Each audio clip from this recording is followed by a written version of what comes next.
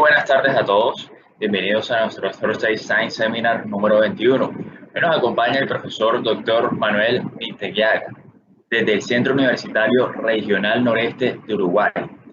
El profesor Manuel es químico y doctor en química egresado de la Universidad de la República de Uruguay, con especialidad en fitoquímica y química de productos naturales. Ha realizado además diversas instancias de especialización de grado y posgrado en la temática en universidades extranjeras, como la UNESP, PUCRS en Brasil, UNT y UNE en Argentina y UNITO en Italia. Actualmente, Manuel es profesor en la carrera de Ingeniería Forestal del Centro Universitario Regional Noreste, además de ser investigador del Programa de Desarrollo de Ciencias Básicas PDCIVA y el Sistema Nacional de Investigación. Su interés científico se enfoca principalmente en la fitoquímica de la flora nativa del Uruguay, en la búsqueda de productos bioactivos, así como en el desarrollo de metodologías analíticas para la determinación de metabolitos vegetales. Bueno, profesor Manuel, bienvenido a nuestro Thursday Science Seminar. Le explico un poco cómo es la dinámica. Ahora usted va a tener la palabra para hacer su charla en el tiempo que usted estipule y considera adecuado. Y al final el público va a tener un espacio para realizar sus preguntas a través del chat. Así que, profesor, bienvenido. Muchas gracias por acompañarnos el día de hoy y al público también. Bienvenido y muchas gracias por su compañía. Bueno, muchas gracias a ustedes. Es un placer de mi parte presentarles esta charla. Muchas gracias desde ya por la invitación. Yo le estoy hablando de Uruguay. Colombia es un país que estimo mucho y realmente no tengo el placer de conocerlo, pero me gustaría poder conocer en tiempo bastante breve, ahora que la pandemia está un poco más controlada.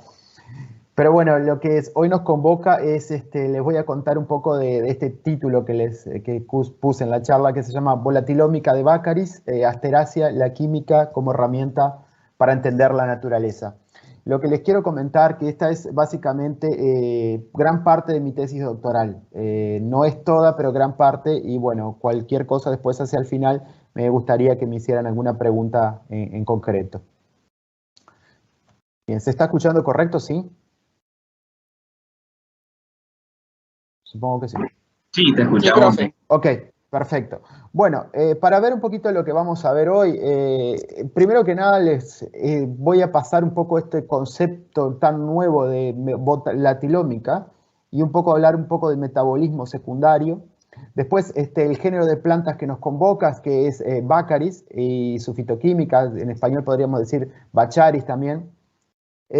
Bueno, después los objetivos que han sido de este trabajo. Y en materiales y métodos vamos a hablar cómo se llevé a cabo esta investigación, la selección de los lugares de muestreo de las plantas, las especies que estudié, cómo hice la extracción de los compuestos, aspectos analíticos, cromatografía gaseosa, y bueno, después presentaré un poco los resultados que lo iremos viendo al avance de la charla.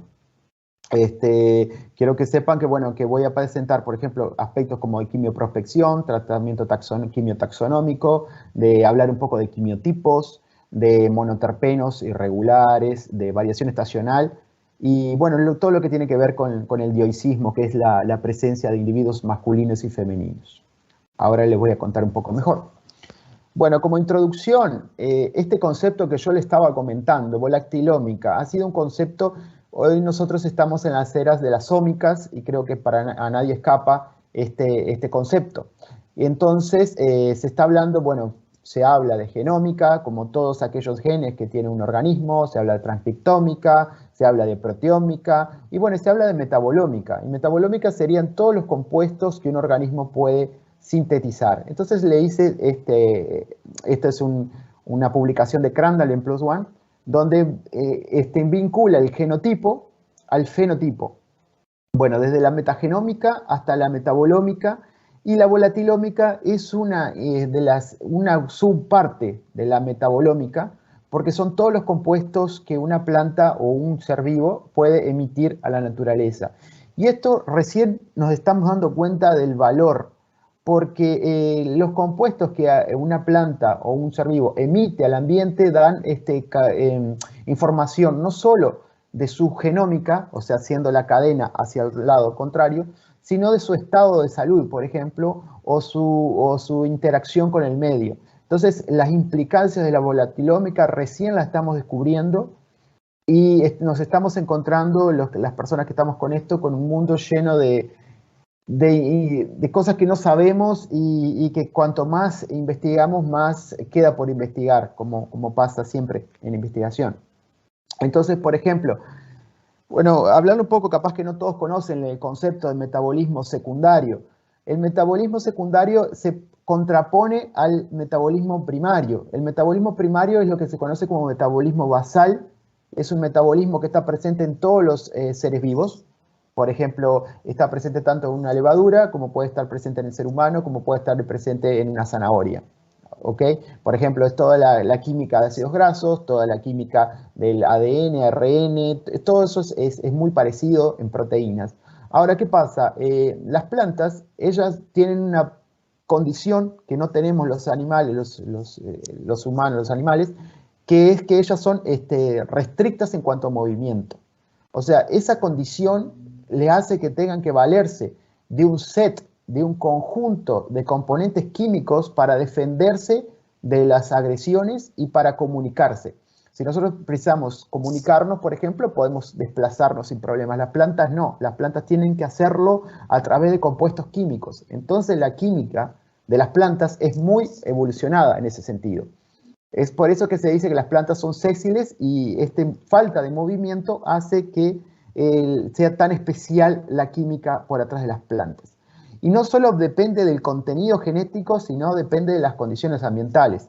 No es lo mismo el metabolismo de una planta cuando está sometida, por ejemplo, a condiciones de estrés, a condiciones de lluvia, a condiciones de viento, a condiciones de heladas, que el metabolismo, por ejemplo, en altura, en llanos, en fin. Todo depende no solo de genética, sino de las condiciones ambientales. Y está este concepto también de semioquímicos, que es esto, son los compuestos que sirven para comunicación química. Entonces son compuestos, por ejemplo, que las plantas utilizan para comunicarse planta a planta, pero existen también compuestos que las plantas utilizan para comunicarse con insectos. ¿Y a dónde va el volatiloma? En esta diapositiva, en esta imagen, es una publicación de Heining, yo les muestro en una célula vegetal, por ejemplo, típica, cada vez que ustedes vean una nubecita, son compuestos volátiles que la planta intercambia, en este caso la célula vegetal, con el entorno. Entonces, los compuestos volátiles serían una suerte de interfase entre la célula y su ambiente. Entonces ustedes vean que dependiendo de las rutas metabólicas que nosotros tenemos, pueden ser muy diferentes los compuestos. Por ejemplo, si nosotros arrancamos aquí de los ácidos grasos, ácidos tan ubicuos y comunes como linoleico, linolénico, nos puede llegar a dar compuestos como los que se llaman volátiles de hoja verde, que son compuestos en general de 6 a 9 átomos de carbono, son aldehídos, cetonas, ácidos ésteres. Por otro lado tenemos jasmonatos, también de la misma ruta, pero se pueden bifurcar y aquí ustedes pueden ver, por ejemplo, se pueden producir sesquiterpenos, carotenoides, bencenoides, fenilpropanoides. O sea, ¿qué le quiero comentar con esto? Que bueno, que cuando uno analiza un volatiloma, en realidad está viendo el producto metabólico de muchas rutas. No estamos viendo la parte final de la historia. Entonces, el trabajo nuestro de los químicos que nos dedicamos a esto es reconstruir la historia a partir de lo que nosotros vemos que extraemos. O sea, a partir del volatiloma que nosotros estudiamos, después tratamos de ir para atrás y ver qué pasó. Entonces, podríamos ser, por ejemplo, indicativo de las condiciones que está pasando en ese momento la planta. Bien. Y ahora comentarles respecto de Baccharis, que es este género. Ustedes en Colombia también lo tienen. Es un género restricto a América. Es interesante porque Baccharis es el género más grande dentro de la familia Asteraceae.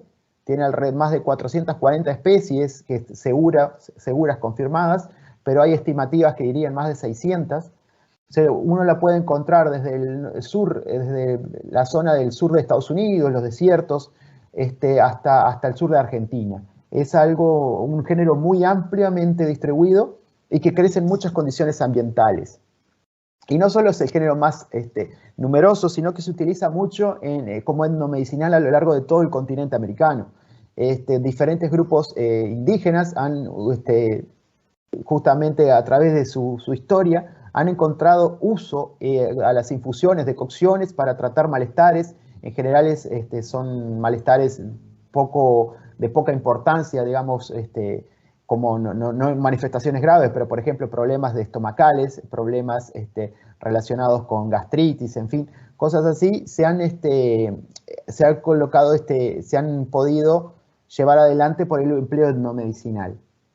Pero aparte, Baccharis es tan importante porque presenta un carácter muy evolucionado dentro de las plantas, que es el dioicismo. El dioicismo es tener individuos masculinos y femeninos en individuos separados, o sea, tener plantas macho y plantas hembra.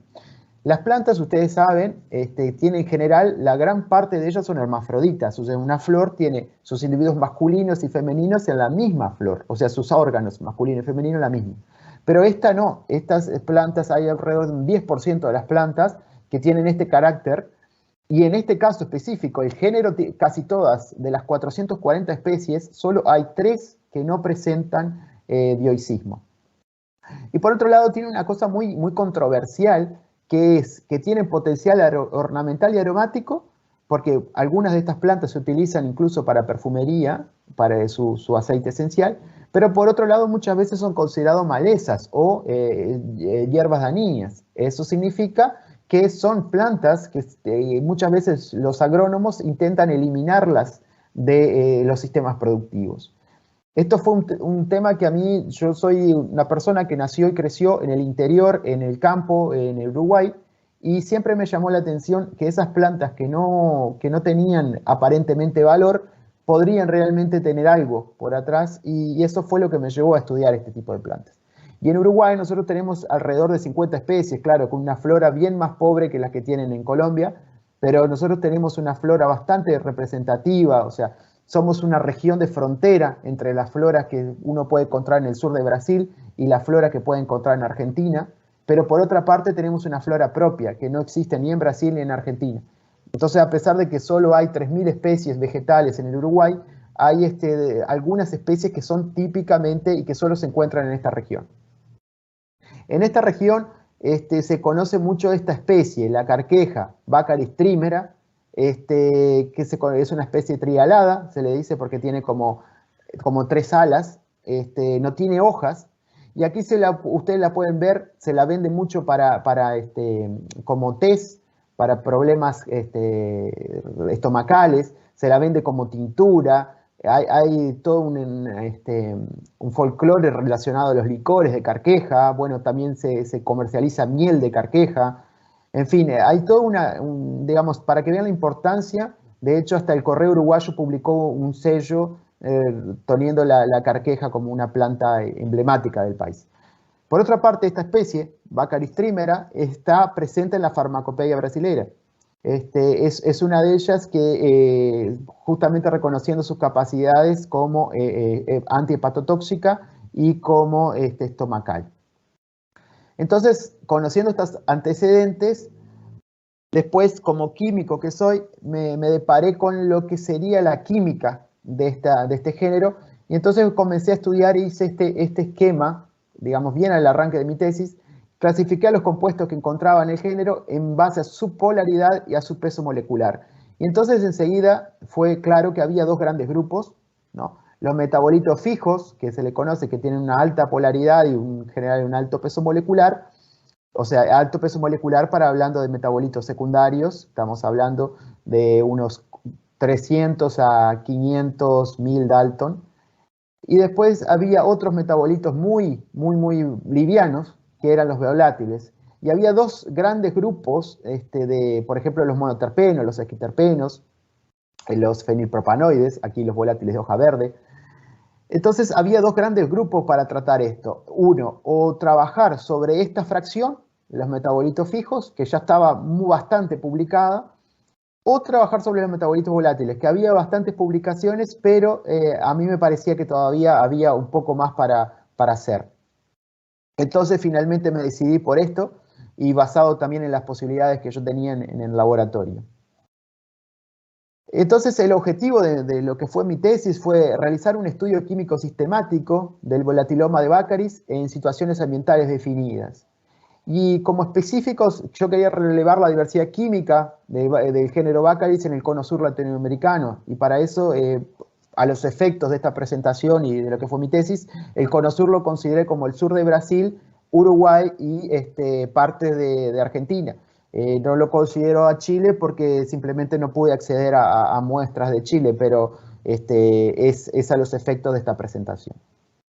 Bien, entonces me postulé como segundo objetivo específico caracterizar el volatiloma de esta especie emblemática, la carqueja, porque es tan importante aquí en esta región, qué pasaba en diferentes regiones de Uruguay y si había existencia de quimiotipos. ¿Qué es esto? Tipos químicos o razas químicas, o sea, si había químicamente individuos distinguibles entre sí. Esa era mi idea de buscar. Y después comparar cómo influían los diferentes factores sobre el volatiloma. Entonces, por ejemplo, estudié el dioicismo, la existencia de individuos masculinos, femeninos, la estacionalidad y la localidad geográfica. ¿Cómo realicé esta investigación? Primero que nada, fue bastante sistemático. Primero que nada, hacía una colecta en la naturaleza, registrando las condiciones ambientales en donde hacía, herborizando el material, secando, herborizando. Es importante también que muchos de mis trabajos surgieron a partir de una observación adecuada de la naturaleza. Esto lo menciono porque es importante siempre mirar lo que está pasando en la naturaleza. Por ejemplo, les cuento un caso que lo van a ver un poquito más adelante. Estando en el sur de Brasil, yo hice una pasantía en la Pontificia Universidad Católica de Río Grande do Sul y estando ahí me tocó hacer un viaje de colecta y veo que unas plantas individuos masculinos y femeninos estaban florecidos a la misma vez. Ya sabía distinguir los individuos masculinos y femeninos de una especie, pero veía que, por ejemplo, en una había mucho más abejas que en la otra. Entonces, eso me llamó la atención y dije, bueno, y la fui a oler a las plantas y me di cuenta que tenía un aroma diferente. Entonces, eso me hizo llevar a una idea de investigación que les voy a contar dentro de poco.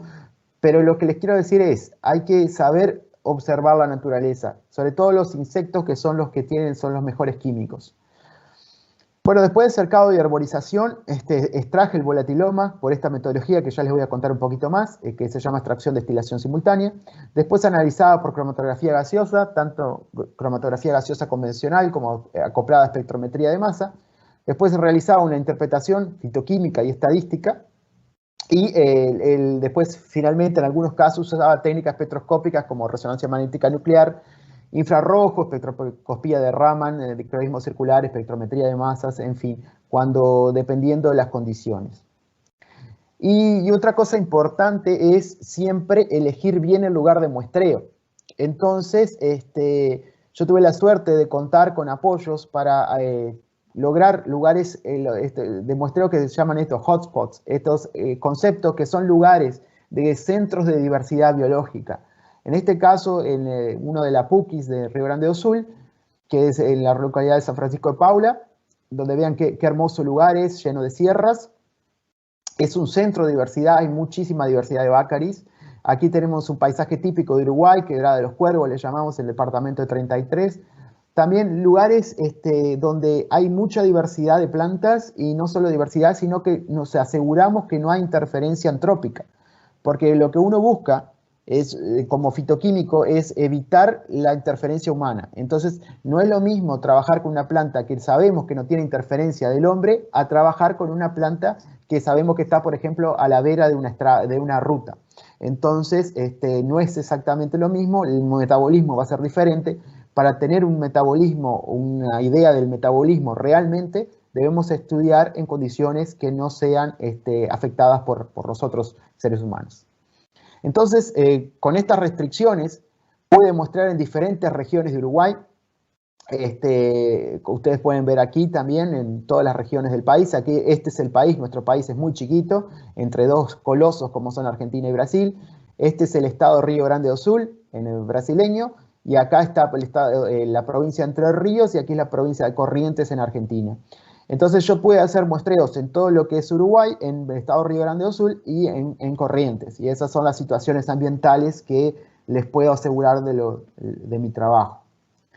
Y bueno, y acá yo no les voy a nombrar todas las plantas que trabajé, pero les cuento que fueron 19, ahí están los nombres científicos. Pero lo que fue interesante es que a medida que iba entrando en este estudio, yo quería estudiar plantas que fueran diferentes entre sí. Entonces fui a buscar las clasificaciones botánicas y seleccioné dentro de las clasificaciones botánicas aquellas que yo podía muestrear y que pertenecían a familias infragenéricas diferentes, a series infragenéricas. Entonces, por ejemplo, aquí ustedes ven una sección, esto se llama, este es el subgénero, dentro del género Baccharis, subgénero Baccharis, sección Cylindricae, por ejemplo, género Baccharis, subgénero Baccharis, sección Nitidae, y así fui tratando de construir con diferentes secciones para bueno, tener un poco una visión de qué pasaba en todo el género, no solo en una sección. Porque, por ejemplo, esta aquí, la sección, el subgénero Molina, sección Caulopterae, estas son las carquejas, lo que se conoce popularmente como carquejas. Pero yo quería salir un poco de lo que se llamaban las carquejas y bueno, y ver qué pasaba en todo el género. Y para eso conté, uno podría hacer diferentes técnicas para extraer el volatiloma, podría hacerlo a campo inclusive, si uno tuviera una forma de muestrear, pero en mis condiciones experimentales yo tenía disponible este aparato que se llama extracción de destilación simultánea, dispositivo de Licker-Nickerson. Si no los conocen, les cuento cómo funciona. Aquí ustedes están viendo a la derecha, ustedes colocan el material vegetal, a la izquierda colocan un matraz con un solvente, en este caso yo utilizaba hexano o se puede utilizar diclorometano, y esto, si ustedes ven, es como un doble brazo, ¿no? Entonces, ¿qué pasa? Cuando ustedes, aquí les voy a mostrar cómo funciona. Aquí tienen, por ejemplo, el agua de la muestra, aquí tienen el hexano. ¿Qué pasa? A medida que se calientan los dos sistemas, entra en ebullición. Cuando entra en ebullición, el agua arrastra los compuestos volátiles de la especie vegetal. Y al medio hay un condensador. Aquí falta la foto para arriba, es un condensador. Cuando condensa los dos vapores, el que viene del balón de la muestra y el que viene del hexano, condensan y se produce una separación de fases, que es lo que representa aquí. La fase hexánica o la fase de solventes en general es menos densa que el agua y queda hacia arriba y vuelve hacia el sistema de hexano, mientras que la fase acuosa vuelve hacia aquí. Entonces es un extractor continuo y que uno lo puede utilizar para trabajar con material vegetal. Y es hay publicaciones que muestran que es el método de laboratorio más representativo de las condiciones in vivo. ¿Por qué es esto? Porque nos permite extraer compuestos que de otra forma no se extraerían. La gente que conozca de aceites esenciales sabrá que el sistema de Clevenger o extracción de arrastre por vapor es el más empleado. Este es como un doble Clevenger, digamos, pero la ventaja es que nos permite extraer compuestos más volátiles que, por ejemplo, el Clevenger no permite. O compuestos que se pierden generalmente cuando uno hace una extracción convencional de aceites esenciales, hay una interfase entre el aceite esencial y el agua. En esa interfase se pierden muchos componentes que se van al agua, mientras que en este caso no, porque los compuestos siempre van a preferir disolverse, en general son, como les mostraba hoy, son de baja polaridad y bajo peso molecular, prefieren disolverse en el hexano y el hexano recupera compuestos que de otra forma no podría recuperarlos. ¿Cómo caractericé el compuesto? Bueno, los compuestos que yo tenía, trabajé con cromatografía gaseosa, convencional, con detector de ionización de llama y con espectrometría de masas, con fase estacionaria de diferente polaridad. Trabajaba con fases poco polares o fases muy polares. Comparaba los espectros de masa con bibliotecas de espectros de masa, se hacía un análisis cualitativo, simplemente por normalizar áreas, o, bueno, en la mayoría de los casos hice análisis cuantitativo, colocando un estándar interno y, bueno, midiendo las áreas y tratando de relacionar a una concentración. Y para identificar, es importante que para identificar los compuestos no nos basta solo con comparar espectros de masa. Esto es un error muy frecuente con la gente las personas que no trabajan con estos tipos de muestras, piensa que solo comparando espectros de masas nosotros llegamos a determinar qué compuestos son y no es así, porque cuando uno trabaja con volatilomas, los espectros de masa de los componentes son muy similares. Por ejemplo, los esquiterpenos, muchos de ellos tienen espectros de masas sumamente iguales. Entonces, si fuéramos a comparar solo espectros de masa, no sabríamos qué tenemos. Entonces usamos este artilugio, que se llama el cálculo de índices de retención lineal, que es simplemente un cálculo que fue publicado originalmente por Kovács y corregido por Van den Dul y Krantz.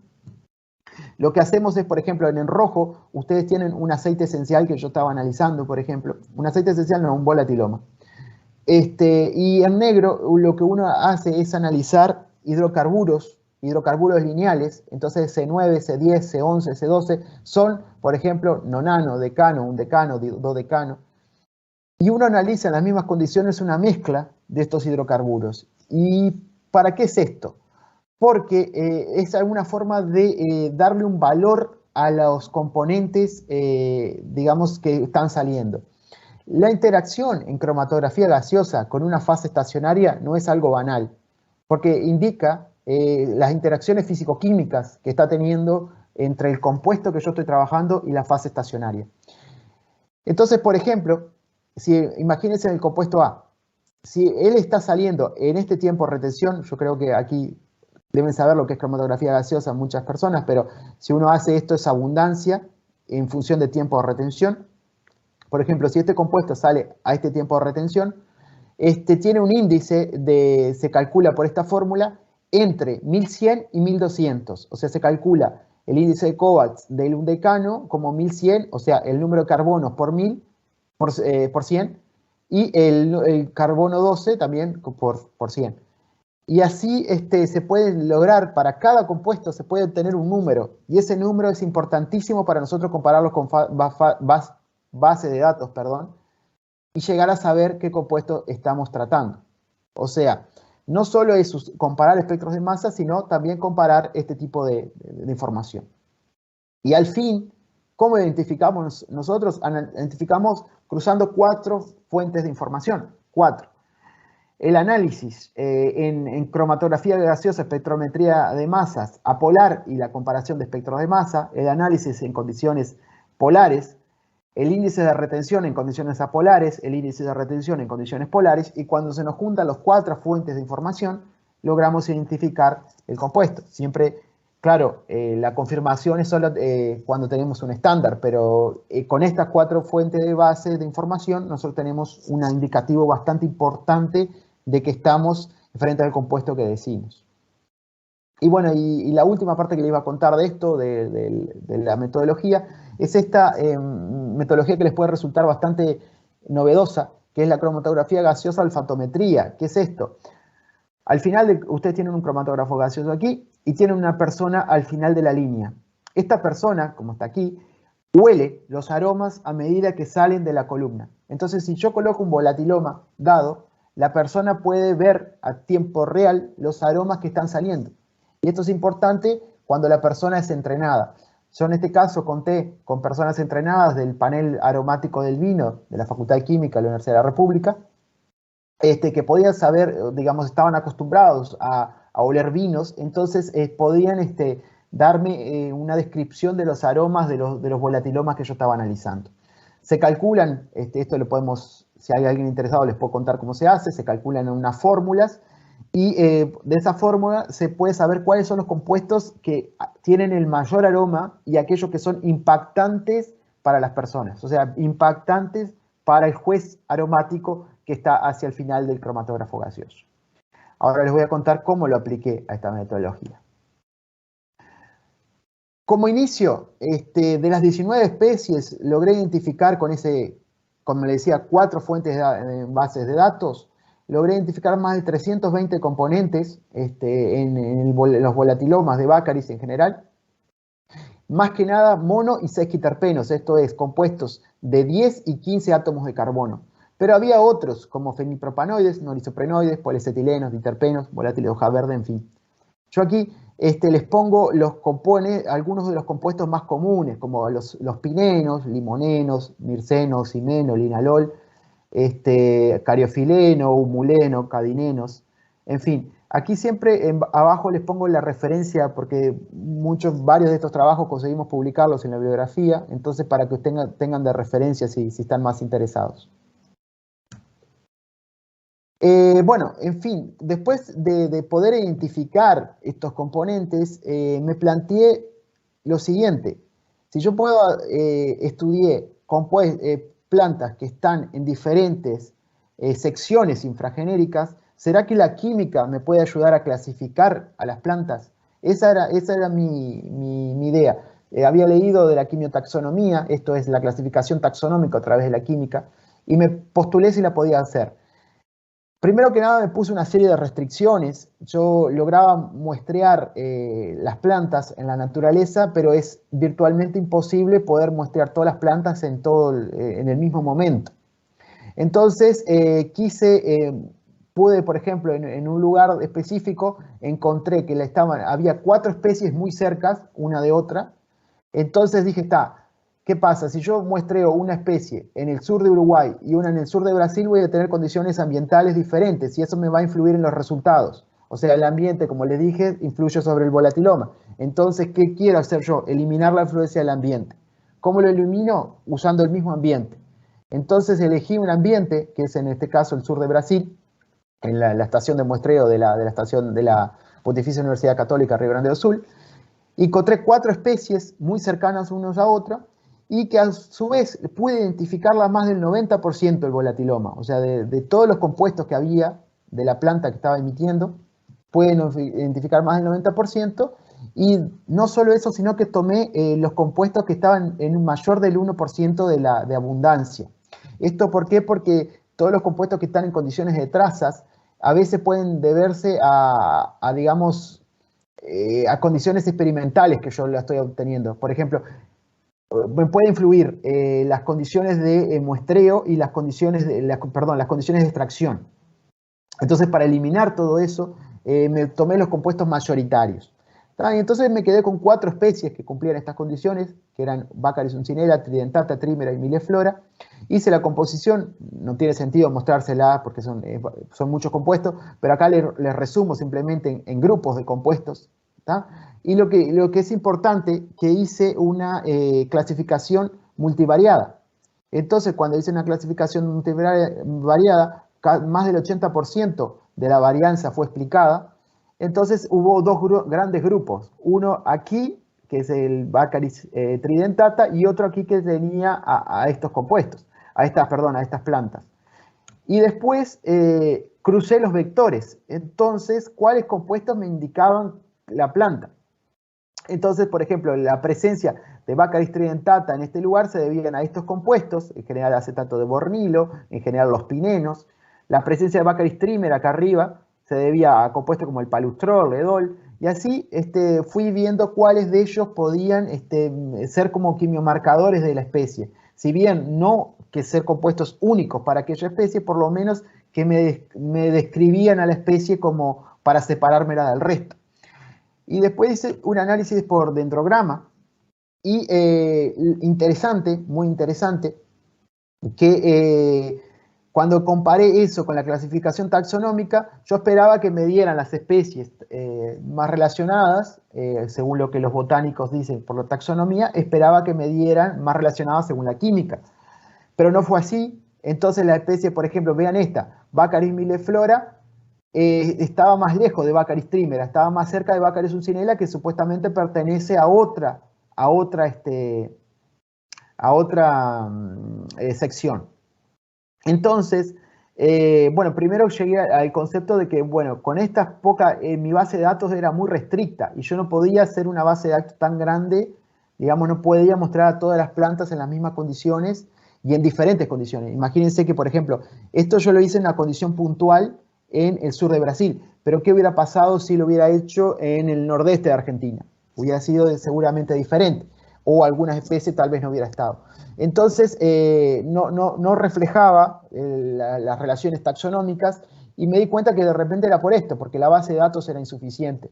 Entonces, mi tutor de doctorado me sugirió usar datos de bibliografía para eso, para tratar de entender un poco lo que estaba pasando, hacer una curaduría de los datos de bibliografía y ver qué estaba pasando. Entonces, la especie que conseguí, que estaba, digamos, que está más presente en nuestra región, en el cono sur latinoamericano, es Baccharis trimera, por ejemplo, porque algunas de las otras especies que les nombré recién solo estaban en el sur de Brasil. Entonces no tenía sentido seleccionar una especie que estaba en el sur de Brasil si yo no podía comparar con la situación de Uruguay. Entonces seleccioné esta especie, Baccharis trimera, y la muestré en 9 condiciones diferentes de Uruguay y del sur de Brasil. Aquí ustedes la están viendo. Y les hago especial atención que miren esta muestra 9 de San Francisco de Paula, de Río Grande do Sul. Primero que nada, hice una identificación del volatiloma. Detecté en esta especie 150 compuestos, 79 de los cuales no habían sido reportados con anterioridad, incluso familias de compuestos.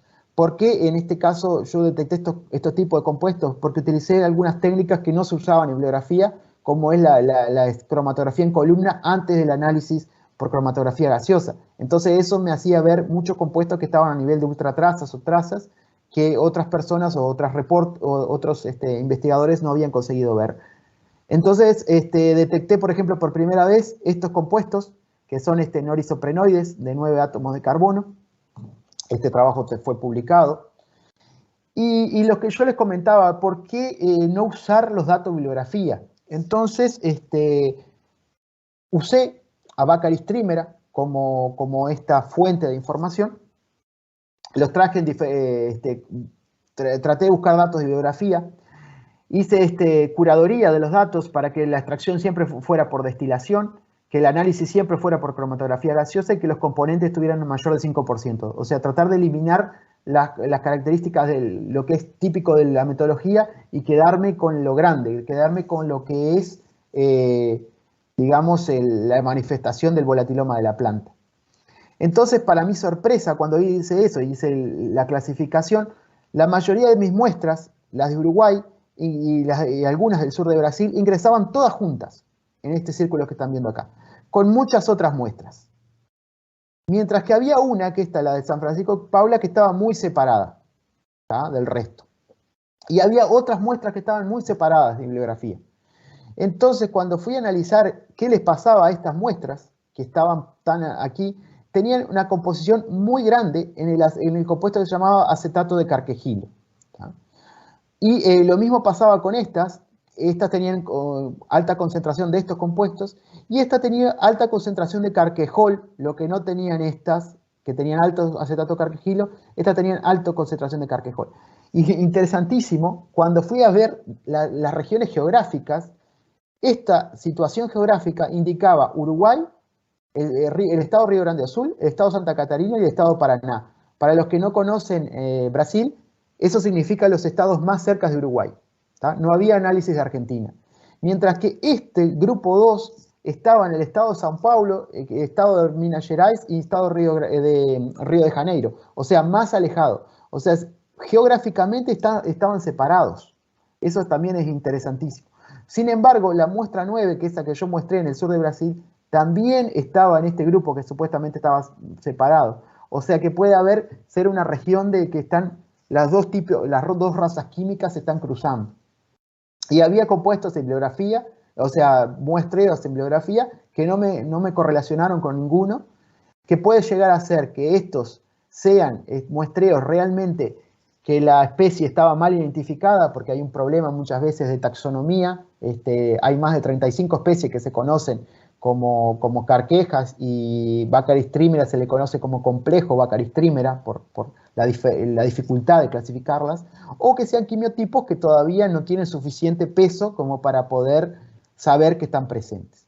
Entonces, cuando vi esto, bueno, saltó enseguida que el acetato carquejilo y el carquejol eran compuestos que había que tenerle especial atención.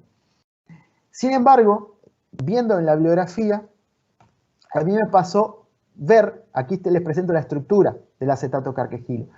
Entré a estudiar un poco más la química de estos compuestos y veía que en realidad estos compuestos no tienen un patrón sintético normal. Aquí tienen ustedes a la derecha, esto para los que saben un poco de plantas, de síntesis, de biosíntesis, saben que hay un patrón definido de las unidades isoprénicas cuando uno hace monoterpenos, que es lo que se llama como cabeza cola. Mientras que en esto me pasaba que yo tenía una unidad nada que ver a lo que tenía en la unidad normal. Entonces, cuando vi eso, Dije, nadie le está dando atención a esto. Busqué datos y bibliografía. O sea, todo el mundo reportaba, hay acetato carquejilo, alcarquejol, pero se quedaba en eso. Y busqué datos y bibliografía y había publicaciones hasta el año 74, año 1974, de este tipo de compuestos y nunca más nadie había tocado estos compuestos. Entonces, ¿cuál fue mi idea? Bueno, vamos a agarrar a este compuesto, al acetato carquejilo, que es tan importante, y voy a tratar de obtener todo el resto, porque para entender la naturaleza no solo se entiende lo que está pasando, sino que también hay que entender la química. Entonces aquí vi una beta de oportunidad que estos compuestos que no estaban siendo prestado atención en la bibliografía. Entonces, ¿qué hice? Esto no les voy a entrar en detalles de cómo hice la síntesis, pero aislé este compuesto, el acetato carquejilo, y obtuve todos los derivados que podía con diferentes condiciones de síntesis. Y bueno, aquí están las publicaciones de referidas.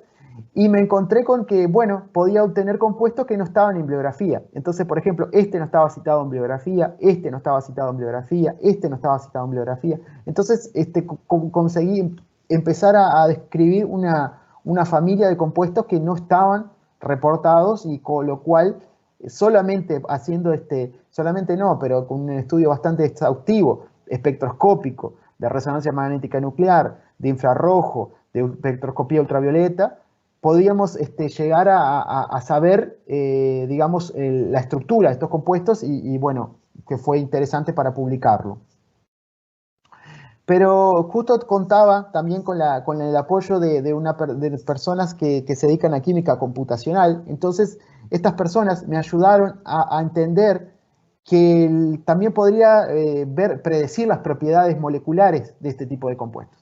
Entonces, tomamos a estos compuestos y hicimos modelado y pudimos ver los conformeros más estables en diferentes condiciones, en solución acuosa, en en fase gaseosa, en fin, y podíamos llegar a entender cómo se comportaban estas moléculas, y lo cual era muy interesante porque pasamos de lo que era una planta a entender cómo se estaban comportando las moléculas, lo cual fue muy, muy interesante para mí.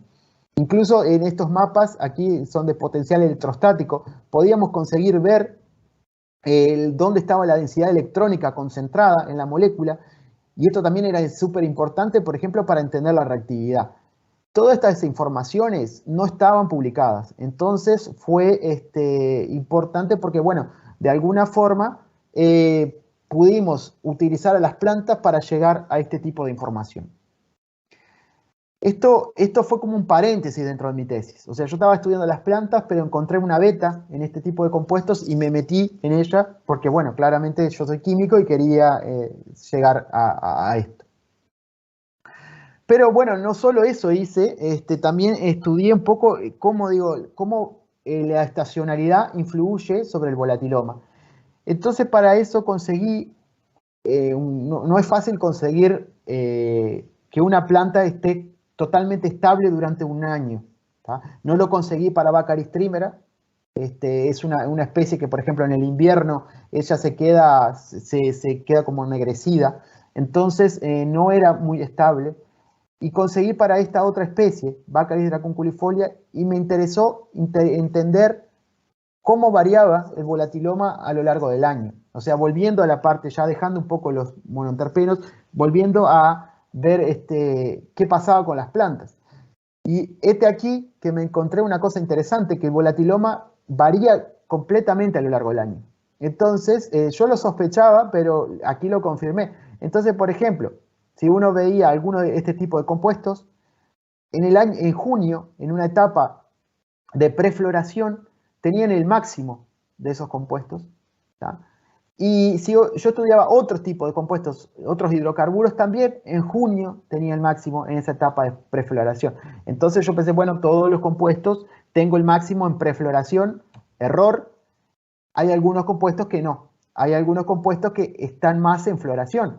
En este caso, por ejemplo, me pasó los monoterpenos oxigenados, algunos estaban mucho más en esta fase, en esta época del año era floración, y estaban mucho más en floración que en otra época del año, y había otros que no tenían nada que ver con floración o no, simplemente que en otras épocas del año estaban concentrados. O sea, el volatiloma no es una cosa estática. El volatiloma es altamente dinámico, está cambiando.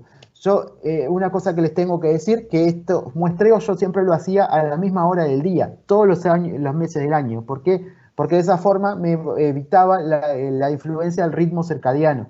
El ritmo circadiano, o sea, la ocurrencia de las diferentes horas del día, influye sobre el volatiloma. Entonces, para evitarme eso, yo siempre muestraba a la misma hora del día. Entonces, esto me eliminaba esa influencia. Y obviamente la misma condición ambiental. Y bueno, esto para otros compuestos pasaba cosas parecidas. Y entonces me llevó a pensar, bueno, si no, estoy realmente cuando uno estudia el dioicismo, cuando estudia el volatiloma, uno tiene que ver la pintura completa. Porque si yo muestreo una planta en un momento, sé lo que pasa en ese momento. Es como si le saco una foto, pero no sé qué le pasa después. Entonces tengo que ver esto. Hoy en día ese es mi pensamiento. Si yo voy a estudiar una planta, no la estudio una sola vez, la estudio en varias épocas del año porque estoy esperando que haya una variación del volatiloma. Y ya para ir a la parte final de mi presentación, les voy a comentar lo que me pasó con respecto al dioicismo. También estudié la presencia, qué pasaba en la química de los individuos masculinos y femeninos en las mismas condiciones, planta creciendo lado a lado, un individuo macho, un individuo hembra. ¿Qué les pasaba? Bueno, la química era esencialmente idéntica. Aquí ven cromatogramas donde ven, este es F, el rojo, son individuos femeninos, en azul son los individuos masculinos, exactamente los mismos compuestos. ¿Tá? Entonces, eso ya estaba reportado en bibliografía, que muchas veces las plantas machos y hembras tienen los mismos compuestos. Pero había algo que a mí no me cerraba, que tuvieran los mismos compuestos, que era por qué si tenían los mismos compuestos, olían diferente. Porque el aroma del individuo macho era muy diferente al aroma del individuo hembra. Entonces fui a cuantificar los compuestos uno a uno y ahí me encontré diferencias. Me encontré que algunos no tenían diferencias, pero por ejemplo otros compuestos, aquí les muestro algunos, el emol, espatulenol, en fin, estaban mucho más concentrados en los individuos masculinos que los femeninos. Y esto me llevó a pensar que había un significado ecológico. ¿Por qué una planta el individuo masculino está sobreexpresando un compuesto y el individuo femenino no? O al revés. Aquí, por ejemplo, ven, en este caso el beta-pineno, las hembras lo expresaban más. Entonces, siempre me puse a pensar de que de repente podría haber un significado ecológico. Yo no pude hacer estudios ecológicos, escapaba a mi expertise, pero traté de dirigirlo tanto como podía hacia la parte química. Entonces, ¿qué lo podía hacer de la parte química? Bueno, estudiar el aroma. ¿Y cómo lo hice? A través de cromatografía gaseosa o olfatometría. Para eso conseguí, en esas especies que yo les decía hoy, que el aroma era diferente en el campo, hice el análisis químico igual. La misma concentración cualitativamente igual, pero variaban en la cuantitativa. Y cuando hice el análisis olfatométrico, realmente hubieron diferencias abismales. Entonces aquí ustedes, este es un gráfico de red, que ven, por ejemplo, las notas, y esto, cuanto más hacia afuera, significa notas más intensas. Entonces, por ejemplo, vean, en rojo están los individuos femeninos y en azul los individuos masculinos. Entonces vean, por ejemplo, los individuos femeninos solo le ganaban a los masculinos en aromas florales, pero en el resto de las notas, por ejemplo, herbales, aquí en estas de anís, en estas de especiadas, en fin, todo el individuo masculino siempre tenía el mayor intensidad de aroma, mucho más intensidad de aroma. Y eso estaba relacionado obviamente con la concentración. Pero no solo eso, sino que también tenía mucho más odorantes, o sea, mucho más compuestos de aroma. Vean, determiné 39 en los machos y 20 en las hembras. Y había algunos que me indicaban que eran diferentes, entonces algunos compuestos destacados para los aromas de los machos no lo eran para las hembras, y algunos destacados para las hembras no lo eran para los machos. Entonces, esto también fue publicado y fue por primera vez en la bibliografía cómo se diferenció a los individuos masculinos y femeninos por aroma. Entonces, las implicancias de esto van mucho más allá que la curiosidad científica, sino que, por ejemplo, lo podríamos utilizar para especies, no sé si saben, pero las pimientas, por ejemplo, son dioicas también. Entonces, que individuos masculinos y femeninos tengan un perfil químico diferente, un perfil de aromas diferente, nos hace que utilizar herramientas químicas para diferenciar eso nos puede hacer optimizar procesos. ¿Tá? Si hay compuestos que nos interesan más, de repente están los individuos más masculinos que los femeninos. Entonces, fue importante haber publicado estos resultados. Y bueno, aquí está, simplemente les presento la estructura de los compuestos. Entonces, llegué a la conclusión de que había una percepción aromática diferencial de los sexos. No pude hacer un estudio con insectos. Me hubiera gustado hacerlo porque esto eran así. Pero lo que llegué como hipótesis, que es una cosa a testear, es las plantas dioicas tienen que tener un orden de visita de los insectos. ¿Tá? Para que sea efectivo la polinización, los insectos, por ejemplo, la gran parte de estos son polinizados por insectos, de las especies de Baccharis. Tienen que ir primero al individuo masculino y después tienen que ir al femenino. No pueden perder tiempo yendo al femenino primero y después al masculino. Entonces, lo que yo hipotetizo es que estos son pistas para ese tipo de insectos polinizadores, para que vayan primero a un individuo y después vayan al otro. Esa es mi hipótesis, no la he podido testar hasta el momento porque no he podido trabajar con insectos. Y bueno, la última parte de mi trabajo, y es un artículo que está en revisión en este momento, es que me pasó dentro de todos los muestreos que estaba trabajando, me encontré con una especie rarísima, y aparte estaba una especie que está amenazada de extinción. Esta forma parte de las especies que yo le decía que son típicas de la flora uruguaya. Bueno, esta es una de ellas. La mayor parte de las plantas que yo estaba estudiando podía llegar a identificar el volatiloma entre 85 y 90%, en algunos de los casos hasta 99%. Nunca llegué a 100%. Pero en esta especie solo pude identificar entre 10 y 21% dependiendo de la época del año que hacía el muestreo. Y cuando hacía la comparación de espectro de masa, nada que ver, no me daba nada, igual con nada. Hacía comparación de índices de retención, no me daba igual con nada parecido. La primera cosa que me llevó a pensar de que podían haber compuestos del tipo de poliacetileno fue que este pico daba 97% de similitud con este compuesto. Y aquí la importancia de utilizar índices de retención lineal, porque si yo solo hubiera utilizado espectros de masa, me hubiera dicho que este pico correspondía a este compuesto, y no era así. No fue así. O sea, al principio pensé que era, pero después me di cuenta que no. Entonces, gracias a mi tutor de tesis, tuvo la idea, ¿por qué no le hacemos infrarrojo directo al aceite? Y lo hicimos, y apareció clarísima una vibración del triple enlace carbono-carbono. Esto ya fue indicativo de que teníamos poliacetilenos. Hicimos espectro ultravioletas y apareció esto. Múltiples bandas, 9 bandas diferentes, indicativo, indistinguible, importantísimo de que estábamos teniendo poliacetilenos en la muestra. ¿tá? Entonces fuimos hacia esa parte, hacia pensar que eran poliacetilenos.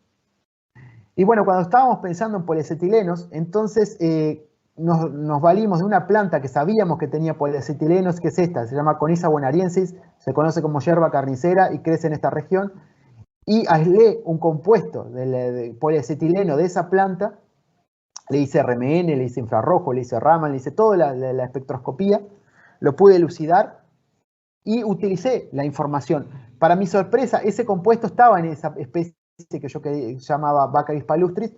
Este compuesto que se llama éster de la Icnophilium, vean aquí, tiene un triple enlace aquí, otro triple enlace conjugado a un doble enlace, y aquí conjugado al carbonilo de un éster. No solo que estaba en el volatiloma de la planta rara que yo tenía, este compuesto, sino que los datos que yo puedo obtener de espectroscopía aquí me sirvieron para poder trabajar sobre el volatiloma de la otra especie. ¿Y por qué esto era tan importante? Y aquí viene el sentido de responsabilidad social. Esta especie que yo les muestro acá, Baccharis palustris, está en altísimo riesgo de extinción. Se conocen solo 2 poblaciones en Uruguay.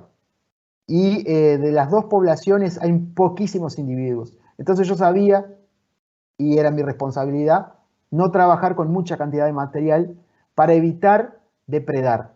Entonces yo quería saber la estructura de estos compuestos, pero sin extinguir a la planta. Entonces usé todos los datos que pude, saqué todos los datos de estos compuestos que pude, que tenía disponibilidad, para tratar de sacar del otro. Y analicé el RMN de la mezcla. O sea, no aislé los compuestos, porque para aislarlo necesitaba una cantidad grande de aceite esencial o del volatiloma. No lo aislé, sino que utilicé directamente el RMN de la mezcla y pudimos, a través de una interpretación bastante detectivesca, les diré, pudimos llegar a determinar cuáles eran los compuestos y efectivamente eran poliacetilenos. Efectivamente, este estaba en un 95, un 65%. Esta es la estructura, muy parecidos, muy parecidos al éster del Agnophyllum, por eso al que había aislado de la otra planta. Y uno estaba en 65% y otro en 17,8%.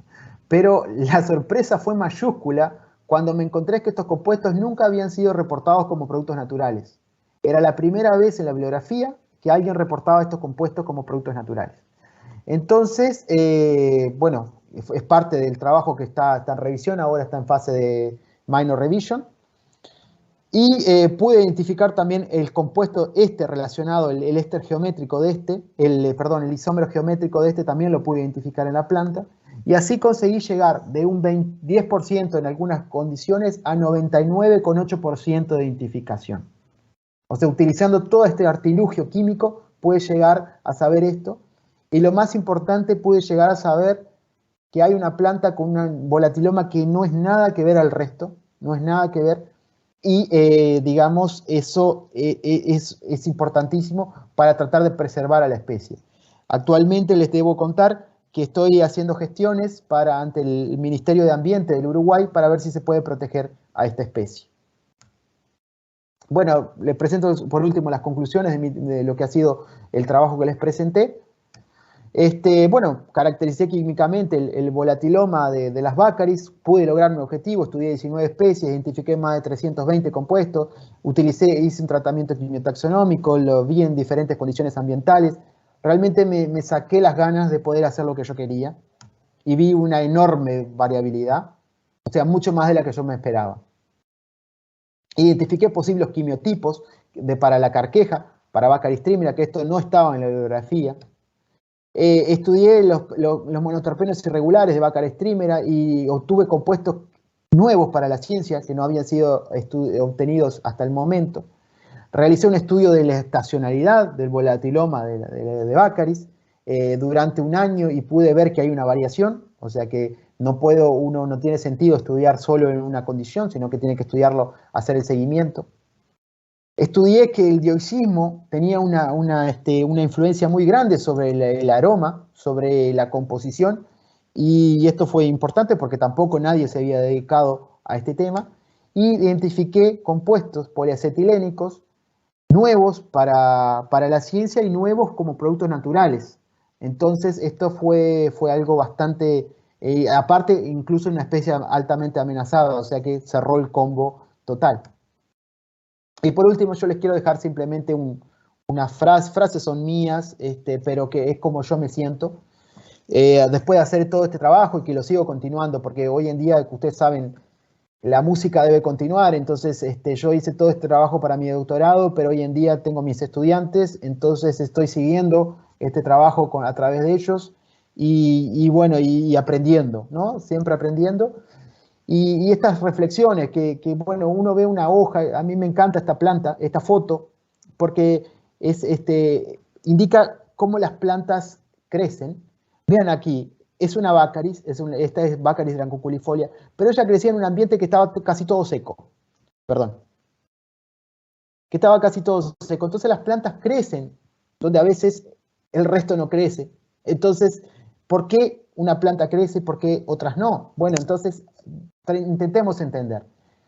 Lo que yo como me siento hoy en día, como les puedo decir que en la paréntesis de una hoja se esconde un mundo tan complejo que no nos daría la vida para entenderlo. ¿Por qué pasan? ¿Por qué en este momento? A mí hoy me pasó en el laboratorio, de ver una planta que no esperaba, estaba analizando una planta, me dio un compuesto que no lo esperaba, en fin. Lo he analizado, no sé decirles, 40 veces, la primera vez que me dio un compuesto así. Siempre hay una cosa que no se nos escapa, y cada vez que se extingue una planta, sin que la podamos estudiar, yo pienso así, en este momento yo les presenté una planta que yo estudié, que está con peligro de extinguirse, pero ¿cuántas se han extinguido sin poder estudiarla? Imagínense lo que hemos perdido.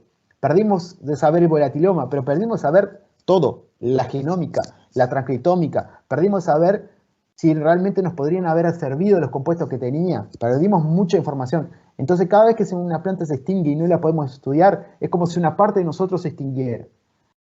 Y ténganlo por seguro que para salvar el mundo, bien como estamos hoy en día, con la alta, cada vez más efecto invernadero, cada vez más polución, para llegar a salvar el mundo, la solución va a depender siempre de las plantas. Las plantas son el eslabón principal y predominante para que todo exista la vida en la Tierra. Entonces, yo creo que las plantas tenemos que aprender a conocerlas y a respetarlas, a observarlas, a quererlas, a cuidarlas y a admirarlas. Por último, yo les quería mostrar un poco para conocernos, para que nos conozcan dónde nosotros estamos. Este es un mapa de Uruguay.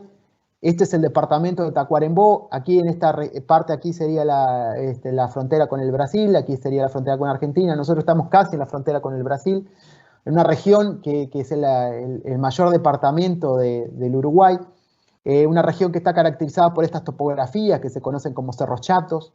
Es el pago más grande del país, como le dicen. Este es el campus de la Universidad de la República desembarcó aquí recién en el año 2015, yo llegué a integrarme al plantel docente en el 2019, así que estoy, digamos, haciendo como mis primeras armas en la universidad aquí en Tacuarembó, después de haber recorrido, bueno, diferentes lugares. Y bueno, estamos abiertos a colaboraciones, esto es la entrada a nuestro campus, estamos abiertos a colaboraciones y, bueno, quiero agradecerle a los doctores Eduardo de la Casa, Eduardo Casel y César Catalán, que fueron algo así como mis tutores, y más que tutores, mis amigos, para llevarme a hacer adelante este trabajo, que me apoyaron y me creyeron en este trabajo. Hubieron de las personas que no creyeron, hubieron personas que sí creyeron, ellos fueron de los que creyeron. Y les quiero agradecer en particular aquí el comité organizador del Thursday Science Seminars, al doctor Carlos Snor, que es uno de esos grandes amigos que uno encontró en la vida. Nos conocimos con Bobs allá por Natal en una conferencia y bueno, y por suerte seguimos manteniendo una amistad y estamos tratando de iniciar una relación de colaboración. Bueno, no tenía nada más para mostrarles, les agradezco mucho y estoy abierto a consultas. Bueno, profe, muchísimas gracias por su charla, muy interesante su tema de investigación. Y bueno, ahora damos espacio al público para que comience a formular sus preguntas a través del chat. No sé si el profe Carlos quiera decir unas palabras mientras el público va formulando sus preguntas. Sí, Jairo, gracias. Bueno, Manuel, primero saludarte otra vez. Sabe que me agrada mucho, me alegra mucho recibirte acá. Yo creo que desde que me vine a Colombia, ¿verdad? Sí. He intentado invitarte a colaborarmos. Yo creo que intenté incluso contratarte, ¿te recuerdas? Sí, recuerdo. Tan pronto que asumí el departamento, porque soy un admirador muy grande de tu trabajo. Muchas gracias, Carlos. Con gusto. Y bueno, además de la amistad, yo, como conozco tu trabajo, yo sé que de la calidad de lo que tú haces, me gusta ese encantamiento que tú tienes por lo que tú haces y creo que eso es lo que nos mueve y es algo que tenemos en común, ¿no? El fascinio por lo que hacemos. Entonces, agradecerte, Manuel, de verdad por tu tiempo. Sé que ahí ya es noche, sé que tienes una bebé pequeña. Exacto, 2 meses. 2 meses. Y bueno, aún así hiciste el esfuerzo ahí por compartir con nosotros ese espacio.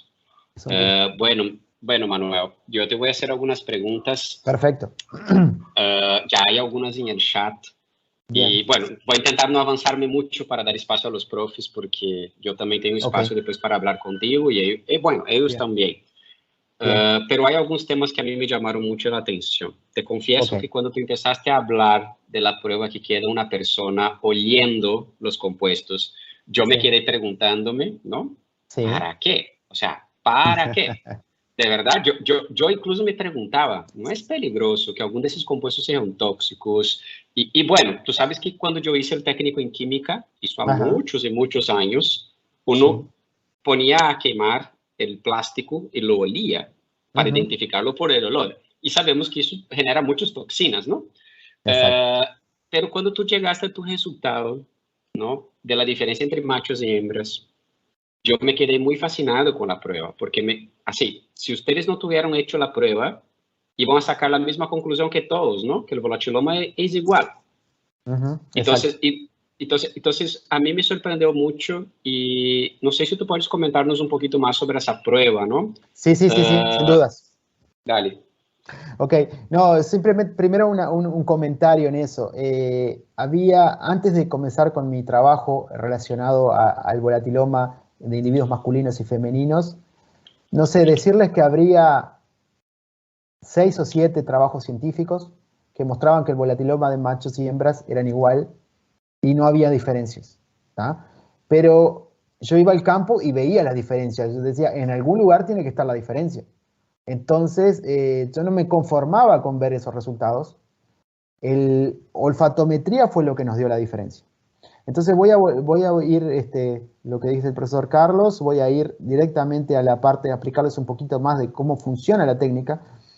Es que yo le quería pasar información de todo lo que uno puede hacer, básicamente, cómo puede entender a la naturaleza. Entonces capaz que fue mucha información que les pasé, pero pueden preguntarme exactamente. Y la primera pregunta relacionada a los compuestos, Carlos, te digo que uno no lo hace a esto sin primero analizar químicamente, ¿no? Primero la prueba es análisis de espectrometría de masas, análisis de cromatografía gaseosa normal, convencional, y recién después que estamos seguros de la composición, ahí hacemos la olfatometría. ¿Esto por qué? Porque, por ejemplo, te pongo un caso que ha pasado. Hay algunos compuestos que sí son tóxicos, por ejemplo el safrol, ¿no? Que yo no lo tenía en mis muestras, pero en algunas partes de olfatometrías existen. Por ejemplo, yo trabajaba con un grupo, tú sabes bien, de la Pontificia Universidad Católica Río Grande do Sul, y ellos estaban analizando una muestra que tenía mucho safrol. Y entonces, ¿qué se hacía? Bueno, en ese periodo de tiempo que parecía el compuesto tóxico, no se olía, ¿está? Se huele donde no existe compuesto tóxico, se deja un margen de seguridad y se huele en el resto. Entonces, aquí lo que ustedes están, por la rapidez, no pude explicarles tal vez con el detalle que requeriría. Ustedes aquí tienen, por ejemplo, este es el cromatograma gaseoso con un detector químico, físico-químico, puede ser un detector de ionización de llama, y aquí, por ejemplo, los aromas, ¿no? Entonces, por ejemplo, acá vean, acá, por ejemplo, había un aroma rancio, aquí había mantequilla, fresa, plátano, en fin. ¿Qué pasa?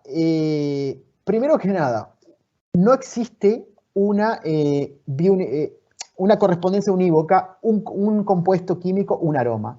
Eso es una falacia, no existe, ¿tá? A veces podemos tener un pico cromatográfico y no tenemos aroma. A veces podemos tener aroma y no tenemos pico cromatográfico, que me ha pasado mucho. Entonces significa compuestos que están en ultratrazas, que yo no los puedo identificar porque no los veo químicamente, pero la persona lo huele. Entonces significa que hay algo. Muchas veces en un enfoque ya para perfumería, por ejemplo, cuando pasan estas cosas, que hay aromas muy ricos, que no se pueden identificar, se va concentrando hasta que se llega a saber qué es el compuesto. Hay compuestos, estas técnicas se usan mucho más para los alimentos, entonces, por ejemplo, para aromas de vinos, cervezas, tés, dulces de leches, en fin, frutos, mucho para frutos, maracuyá se usa mucho. Uno puede llegar a saber cuáles son los compuestos responsables del aroma, y eso no es nada banal. Porque si uno puede llegar a saber cuál es... Entonces, por ejemplo, imagínense, yo había determinado, por ejemplo, para ponerles un ejemplo, en la carqueja, en la Baccharis trimera, 150 componentes. ¿Ah? Pero yo llego a la conclusión, con olfatometría, que el aroma carqueja se debe a 10 componentes. ¿Ah? ¿Qué puedo hacer? Simplemente hacer una reconstitución del aroma. Si yo quiero aplicar, uso esos 10 componentes y genero un aroma sintético muy parecido al aroma original de la planta y no necesito usar el recurso vegetal con el riesgo de perder germoplasma, con el riesgo de extinguir a la especie. ¿Ok? Entonces, todas estas técnicas son importantes primero para saber esto, saber cómo podemos reconstituir un aroma, y después para saber identificar productos que no sabemos si son olfativamente importantes. ¿Ah? Lo que se hace básicamente, aquí está la persona, aquí está una amiga, describiendo a tiempo real los compuestos que ella huele.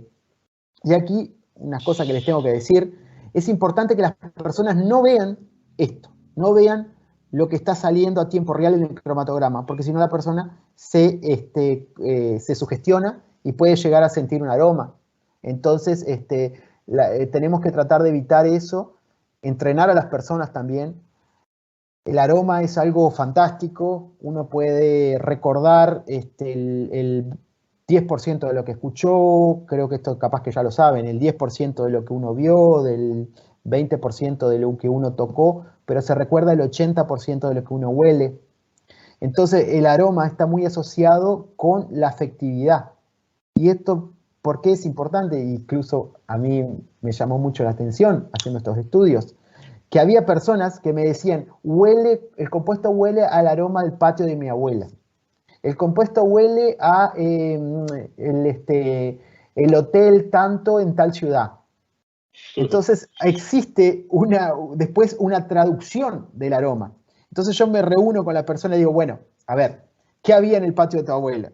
¿No? Entonces había flores, había jazmines. Entonces trato de llegar a etiquetar el compuesto. Bueno, era floral, no, ¿era qué? Era cítrico, en fin. Es todo un tema la olfatometría, pero es una técnica maravillosa. No, muy interesante, Manuel. De verdad que tú sabes que a mí me gusta mucho ese tema de bioquímica ecológica y bueno, el tema del olor es muy importante para los animales también, ¿no? Para identificarse, para saber si uno está enfermo, si no está enfermo. Es un tema fascinante ahí, que yo creo que podríamos quedar horas y horas hablando, pero voy a pasar la palabra a Jairo porque ya hay ahí un par de preguntas para que tú contestes, ¿ok? Gracias. Perfecto, por favor. Jairo, adelante. Okay, por acá el profe Tolosa también tenía una pregunta. Profe Tolosa, adelante. Buenas noches, profesor Manuel.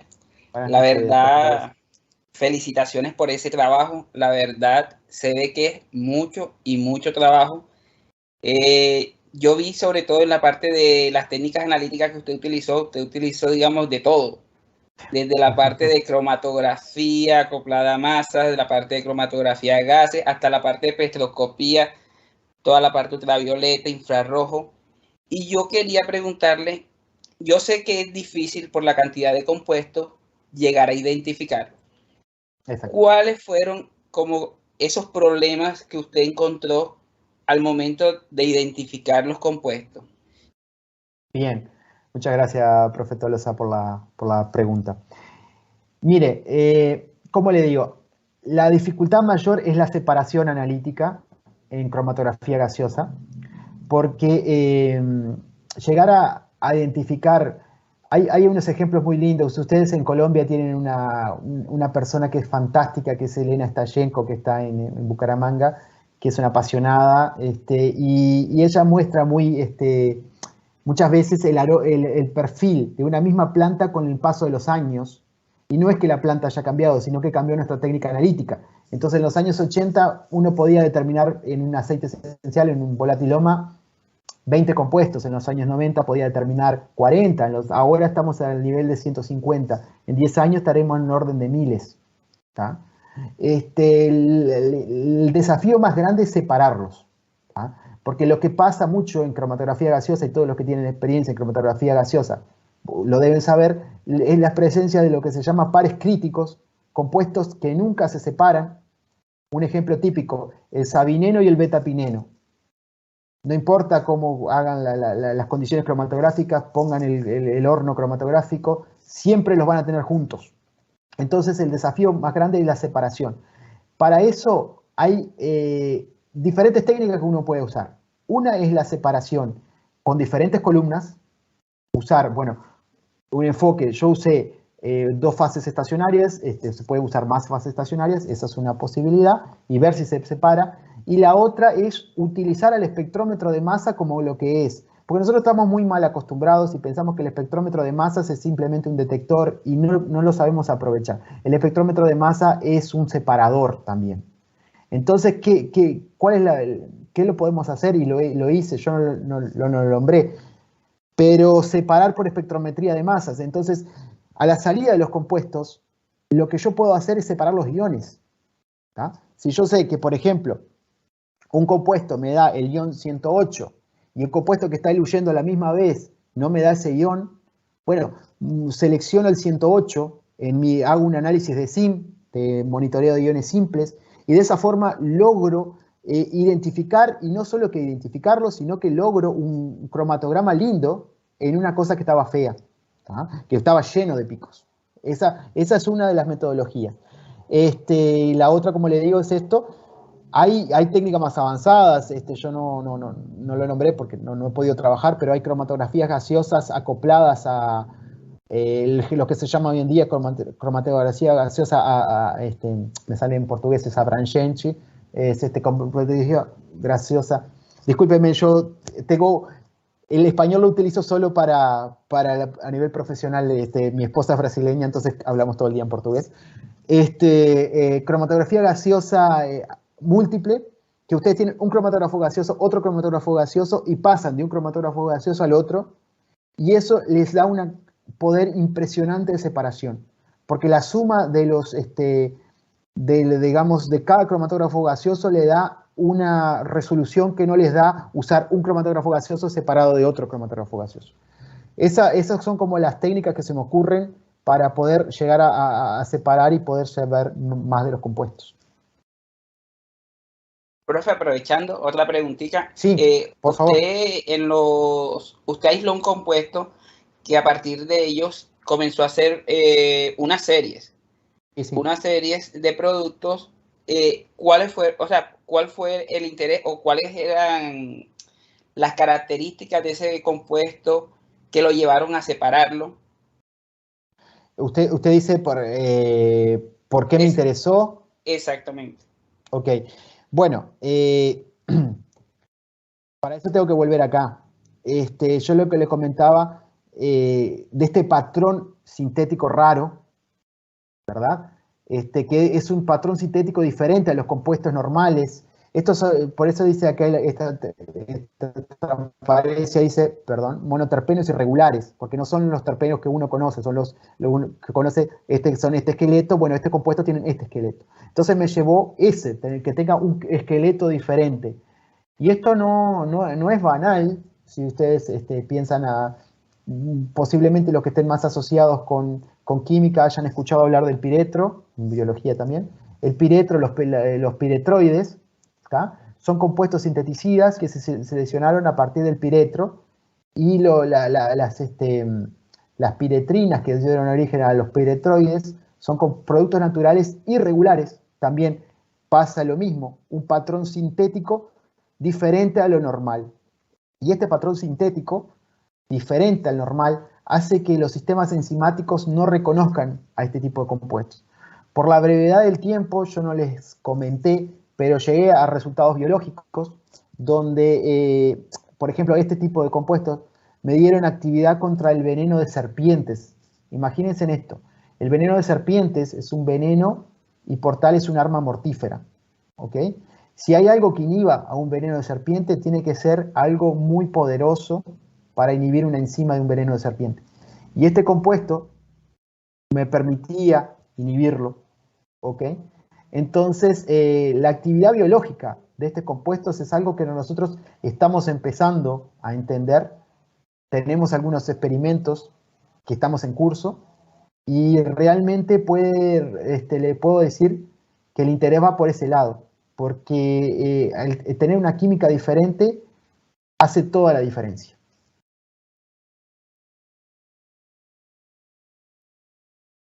Muchas gracias, profe. Por favor. Bueno, profe, por acá tenemos otras preguntas de parte del público.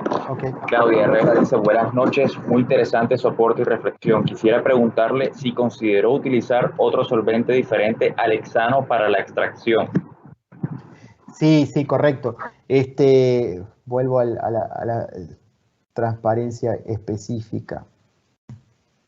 Aquí, en realidad se podría haber utilizado diclorometano, se podría haber utilizado otro solvente. Yo, en mi caso, fue una cuestión operativa usar hexano porque tenía abundancia del solvente. No hice una evaluación de cuál, digamos, de cuál era el solvente más adecuado, eso no lo hice. Lo que sí le puedo decir que la gran mayoría de los trabajos con este tipo de extracción usan o hexano o diclorometano como solventes extractivos. Claro, yo entiendo la pregunta, son los solventes que no son tan amigables con el medio ambiente. Ahora también la respuesta que le puedo dar es, consideren lo siguiente, nosotros estamos concentrando en, aquí es una mínima cantidad de solvente, yo utilizaba para 200 gramos de planta utilizaba 90 mililitros de solvente, que es relativamente poco si yo voy a hacer una extracción directamente con solventes. Entonces, esta forma es una forma también de cierta forma de no usar tanto solvente, ¿tá? Ahora, si la pregunta es, ¿hay otras técnicas ambientalmente más amigables? Sin duda hay. Por ejemplo, la extracción en fase sólida, microextracción en fase sólida, pero esa tiene algún problema que yo no podía trabajar. Que para eso ustedes tienen que muestrear, que los que ya deben conocer la técnica, lo deben muestrear directamente en una atmósfera cerrada a la planta y bueno, tienen que tenerla próximo el dispositivo analítico para analizarla. Bueno, yo tenía las plantas, supónganse, la más cerca la tenía a 40 kilómetros del cromatógrafo gaseoso, entonces no podía darme ese lujo de usar ese tipo de técnicas. Así que esa es una respuesta más operativa, que eran las condiciones que tenía en el laboratorio.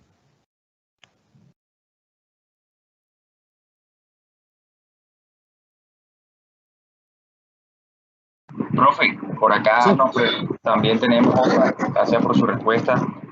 El profesor Henry Núñez dice, según la última parte de tu presentación, se puede entender que en aplicaciones cosméticas se tiene presente si las componentes utilizadas provienen de un volatiloma de individuo masculino o femenino. ¿Pasa lo mismo con las aplicaciones farmacológicas o en este caso no es relevante? Gracias, excelente trabajo. Sería bueno hacer ese estudio en una zona tropical. En Colombia, ustedes esto tienen que hacerlo ya. Excelente pregunta. Hay un reporte del año 2013 en Phytochemistry, que es una revista que es bastante importante en el área de fitoquímica, que muestra que dicen que el dioicismo es lo desconocido. No lo desconocido, el dioicismo ha sido subestimado a lo largo del tiempo. Entonces nos estamos dando recién cuenta de las implicancias. Bien, entonces claramente debe haber una diferencia entre los individuos masculino y femenino a nivel farmacológico. Para hacerles simplemente una anotación de un trabajo que no formó parte de mi tesis, pero fue con uno de mis estudiantes, hicimos una prueba, extrajimos los fenoles, hicimos una extracción de polifenoles de una especie que se llama Baccharis articulata, que es también utilizada aquí en Uruguay como medicinal, y hicimos cuantificación de fenoles a través de FOLEN, método Folencio-Calteu, que es como el método más usado para cuantificación de fenoles, y el individuo femenino dio 3 veces la cantidad de fenoles del individuo masculino. Y esto no es nada banal, ¿y por qué? Pero estaba en la tapa del libro, es que nosotros no sabemos pensar los sistemas. Imagínense en la naturaleza qué pasa. La planta masculina tiene una función, la planta femenina tiene otra. ¿Cuál es la femenina? Tiene que cuidar la progenie. O sea, la femenina tiene que estar más defendida químicamente porque es la que va a asegurar la progenie y la próxima generación. Entonces, claro que va a tener más nivel de compuestos químicos tóxicos, por ejemplo, para algún fitófago. claro que va a tener compuestos que se va a diferenciar del individuo masculino, porque la realidad es completamente diferente. Los roles son diferentes. Si fueran plantas hermafroditas que tienen exactamente la misma función en el ecosistema, no debería haber diferencia. Pero si estamos hablando de una planta que tiene que tener la semilla, que tiene que tener el fruto, obviamente que va a tener una diferencia. Y eso nosotros recién lo estamos entendiendo. Hay un estudio de una planta que se llama Tinóspora coridifolia, si no estoy mal, que es de la medicina ayurvédica, que justamente evaluaron el nivel de alcaloides en individuos masculinos y femeninos y se dieron cuenta que no es nada que ver. Entonces la respuesta es sí, hay diferencias y hay que empezar a entenderlas. Y otra cosa es, por ejemplo, estas diferencias masculinos-femeninos no son banales y no son, ¿cómo decirles? No son reproducibles tampoco en todos los ecosistemas. Si ustedes van a las islas, por ejemplo, que Colombia tiene islas, en las islas van a encontrar muchas más especies dioicas. Eso está reportado en la bibliografía. Y eso hace que los ecosistemas en las islas sean muy diferentes químicamente a los ecosistemas en tierra firme, por ejemplo. O sea, que realmente si de repente estudia la misma planta, macho y hembra, en una isla, capaz que no es la misma que si la estudiara en el continente. Jairo, si me permite solo hacer un comentario sobre el tema también, complementando un poco lo que habla el doctor Manuel. Esse tema é bastante amplo, não? Uno tem que mirar o metabolismo secundário de plantas como algo muito dinâmico. Se um insecto se alimenta da planta, a planta tem uma resposta que é metabólica, não?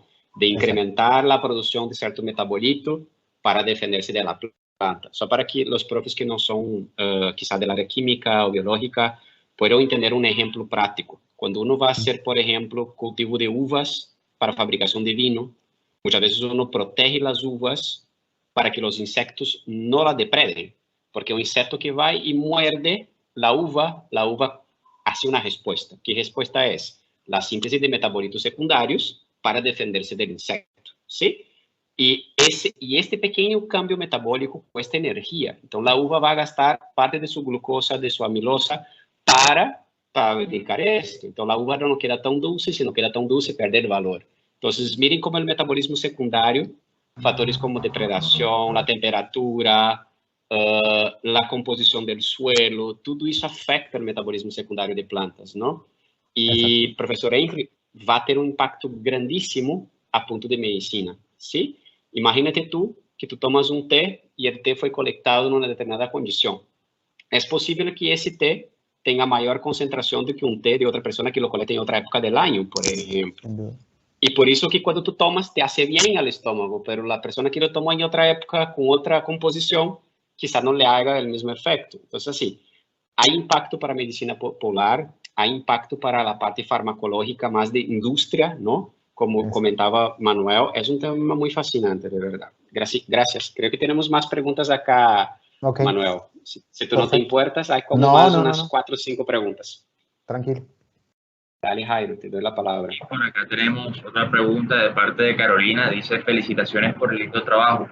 ¿Cuáles fueron los datos más significativos arrojados por el modelo molecular y la identificación del potencial electrostático? ¿Son compuestos apolares, predominantemente positivos, similares o tienen grupos prostéticos?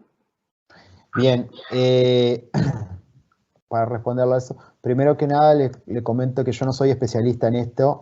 Yo soy más fitoquímico, pero les puedo contar algo.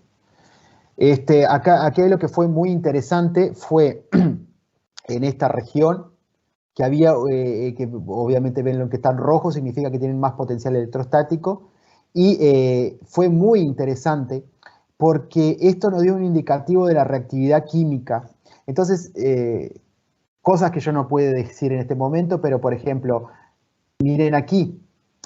Cuando uno hace, los que saben química, cuando hace una epoxidación, se hace con el cloroperbenzoico, se hace a través de un doble enlace. Pero miren qué situación yo tenía. Yo tenía un doble enlace aquí, tenía un doble enlace aquí y tenía un doble enlace aquí. Entonces, ¿dónde se me epoxidaba? ¿Aquí, aquí o aquí? Y la respuesta fue que el predominantemente se epoxidó en este lugar. ¿Y por qué se epoxidó en este doble enlace? Porque justamente tenía mayor densidad de carga en esa región. Entonces, esto nos permitió saber eso. Después también se hicieron comparaciones con compuestos que tenían actividad biológica y nos dio para saber, por ejemplo, que el acetato carquejilo no tenía mucha actividad biológica y el carquejol y el carquejefenol sí. Y eso después, tampoco lo mostré por tema de tiempo, pero fue la actividad biológica, fueron los compuestos que dieron, ¿okay? Contra el veneno de la serpiente. O sea que lo que nos da relacionado al el estudio teórico, después tiene un correlato en la realidad. Todos estos estudios son muy importantes. De hecho, también otra cosa que le puedo responder es que pudimos ver por qué cuando uno, tenía este tipo de compuesto, este es el carquejol, tenía 4 estereoisómeros, pero solo aparece uno en la planta. Entonces, ¿por qué parecía eso? Y bueno, era por el tema de los impedimentos histéricos y por el tema de los conformeros. Todo eso hacía que un compuesto sea uno de los enantiómeros, de los estereoisómeros sea el que sintetiza la planta y no el otro. O sea que esto realmente el estudio molecular, el estudio de química computacional es importantísimo para describir esas cosas. Y para que sepan, por ejemplo, con estos estudios nosotros predecíamos los espectros de RMN. Están las referencias aquí en los trabajos, si les interesa. Aquí está la referencia de los trabajos. Describíamos los espectros, predecíamos los espectros de RMN, predecíamos los espectros de infrarrojo, predecíamos los espectros de ultravioleta y había altísima correlación. Podíamos ver exactamente las frecuencias de las vibraciones, incluso de infrarrojo, y eso era toda información importante para saber que estábamos con nuestro modelo, estaba correcto. No sé si quiere alguna cosa que le conteste más específico de algún tema. Ok, profe, muchas gracias. Por acá tenemos... ¿Sí, profe? Ok. Bueno, por acá tenemos otra pregunta más de parte de Sebastián. De muy buena presentación, muchas gracias. Yo quería saber si se han observado cambios en el comportamiento de las especies que estudias por el aumento de gases de efecto invernadero, o cambios en el tiempo de la vida de la planta, o mayor o menor crecimiento. Bien. La respuesta es que yo no he trabajado con ese tipo de enfoque. Sí hay trabajos en la bibliografía que lo hacen, y para decirles un caso típico, se han hecho trabajos en pinos en diferentes condiciones de gases de efecto invernadero, entonces le ponen en ambientes cerrados y ven que las plantas reaccionan aumentando, por ejemplo, en el caso de los pinos, aumenta la concentración de pinosilvina con respecto a los árboles que no están sometidos a mayores gases de efecto invernadero. O sea que sin duda que hay cambios porque las plantas sensan el ambiente. ¿Tá? Yo eso no lo estudié, eso es otra metodología, pero le puedo decir que sí, que no lo sabemos todavía, porque claro, cuántas plantas hay, pero que sí varían con relación al cambio climático. Y otra cosa que le puedo contestar a eso es, hay un estudio aquí nomás, lo debe saber el profesor Carlos, él es gaullo, aquí en el Río Grande do Sul, en la región cerca de la frontera, hay mucho carbón, cerca de la frontera Uruguay-Brasil, hay mucho carbón en la región que se llama de Candiota, y lo que se ha observado, que las carquejas, las Baccharis trimera, de esa región son, cuando le hicieron análisis de genotoxicidad, se vieron que eran genotóxicas. Entonces las personas dijeron, pero ¿cómo? La planta, uno toma un té y es genotóxica. Pero cuando se fue a ver por qué era genotóxica, era por la alta concentración de metales pesados. Es lo que decía hoy el profesor Carlos. No es solo el tema del metabolismo de la planta, sino es el ambiente que está rodeado. Entonces, si yo tengo mi planta expuesta a contaminación, claro que va a cambiar el metabolismo, pero aparte va a acumular compuestos tóxicos porque no puede toxificarlo. En algunos casos capaz que detoxifica, pero en otros, como los metales pesados, va a acumular y eso es importantísimo para la medicina. Imagínense tomar un té de algo, de una planta que está así con genotoxicidad. Uno por eso nunca, jamás tiene que tomar té o cosas así de plantas expuestas a condiciones antrópicas. Entonces, a mí me ha pasado mucho. Yo no trabajo con muestreos en lugares donde aplican herbicidas. No trabajo. No quiero un factor que me modifique el metabolismo por la aplicación de herbicidas. Ok, gracias, profe. Por acá tenemos una última pregunta de parte del público, de parte del profesor Fabio Fuentes. Dice, Manuel, muy interesante la conferencia y gracias por compartirnos sus investigaciones. Tengo algunas curiosidades sobre el tema. 1. ¿La técnica de extracción utilizada puede afectar la recuperación de compuestos termolábiles o la degradación de determinados compuestos? ¿Qué medidas se implementaron para disminuir este tipo de efectos? Esa es la primera que tiene. Bien. ¿La respondo en serie? ¿O todas juntas? No, si quieres esta primera. Bueno, ok, perfecto. La respuesta es sí. Existe degradación, existe, porque en realidad, o sea, estamos calentando. ¿tá? Entonces, esa es una realidad. Ahora, dentro de las metodologías de destilación, esta es la que menos, se sabe por bibliografía, es la que menos artefactos genera, pero que lo genera. Y la forma de que yo lo vi, y lo puedo asegurar, es por los compuestos que yo hice comparaciones, no viene el caso ahora comentarlo cómo, pero hice comparaciones directas con extracción con fluidos supercríticos y con extracción con arrastre con vapor en diferentes condiciones. Y con algunos compuestos que no los podía determinar, por ejemplo, volátiles de hoja verde, que no los podía siquiera, el método supercrítico me lo sacaba, ni siquiera con él los podía obtener, sí lo obtenía por esta metodología. ¿Ok? También es verdad que algunos compuestos que obtenía por supercrítico no los podía obtener por extracción con destilación simultánea. Y como supercrítico se hacía a 40 grados, supongo que son compuestos de degradación. Eso es así. Cada vez que hay evaporación, ebullición, estamos a riesgo de que la planta generar artefactos.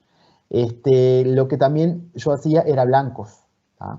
Yo ponía blancos de las condiciones y, por ejemplo, de los solventes y comparaba los blancos con la planta. Entonces, compuestos que, por ejemplo, venían de los solventes, ahí lo podía sacar. Pero si hay degradación, si los tuve, le puedo decir que de la misma manera obtuve compuestos que no son artefactos que no tuve por otras técnicas. La siguiente pregunta, gracias por la respuesta, es, sabemos que la clorofila dificulta la purificación y el aislamiento de los compuestos. Con la técnica de extracción implementada, ¿es posible la obtención de extractos libres de clorofila, tal como lo permiten otras técnicas como la de los fluidos supercríticos? Sí, esta metodología no trae clorofila, porque la clorofila si ustedes van a la estructura, está compuesta por el alcohol de fitol, que tiene 20 átomos de carbono, es un alcohol bastante grande. No lo veo a la clorofila. Puedo llegar a ver alguna cosa, algunas trazas de fitol, pero no veo clorofila como tal. Entonces, simplemente por cuestión de volatilidad. No es volátil. O sea, por esta metodología es mucho más limpia para poder analizarla por cromatografía gaseosa. Yo he hecho la prueba de hacer una extracción con solvente normal, con hexano, y poner la planta directamente con hexano, y pinchar directamente en el cromatógrafo gaseoso, y los que conocen el instrumento, adentro del liner, adentro de la lana de vidrio, queda negro. ¿Ok? Entonces, todos esos compuestos no volátiles que extrae el hexano, cuando está en contacto directo con la planta, aquí en este sistema no está en contacto directo. El hexano está en contacto directo con el vapor que arrastró los compuestos de la planta, no con la planta. ¿tá? Eso es una diferencia, pero sustancial. Entonces, esos sistemas me hacen que sea una extracción mucho más limpia que extraer por solventes, por ejemplo, convencional. Ok, profe, no, la verdad, muchísimas gracias por su presentación y también por todas las respuestas brindadas, la verdad que muy acertadas, y gracias también al público por estar tan participativo el día de Muchas hoy. gracias. Y bueno, de esta manera creo que podemos dar cierre al evento. Muy buen debate científico se generó el día de hoy. Nuevamente gracias por su aporte y queda Ok, cordialmente invitado a próximos eventos que también realizamos. muchas Entonces, gracias. no sé si el profe Carlos quiere dar unas palabras finales para cerrar el evento. Gracias, Jairo. No, Jairo, solo reforzar los agradecimientos personales, los agradecimientos del equipo también, Manuel. Muchas De verdad que es gracias. un trabajo muy fascinante y como tú ves, desperta mucho la curiosidad. Tenemos un buen equipo de profesores investigadores y creo que ahí quizá a futuro podemos hacer espacios un poco más interactivos, ¿no? Para que la gente pueda interactuar contigo.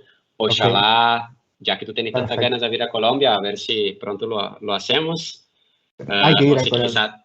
quizá, o si quizá te visitamos allá también en Uruguay. Y bueno, Bienvenidos. amigo, siempre un placer te recibir Muchas y gracias. muchísimas gracias. Gracias también al público por la participación y Jairo, gracias a ti también por toda la mediación, siempre muy oportuna. Feliz noche a todos. Bueno, feliz noche a Bueno, todos. Los esperamos muchas el gracias. siguiente jueves. Hasta luego, que estén muy bien. Hasta luego, que pasen bien.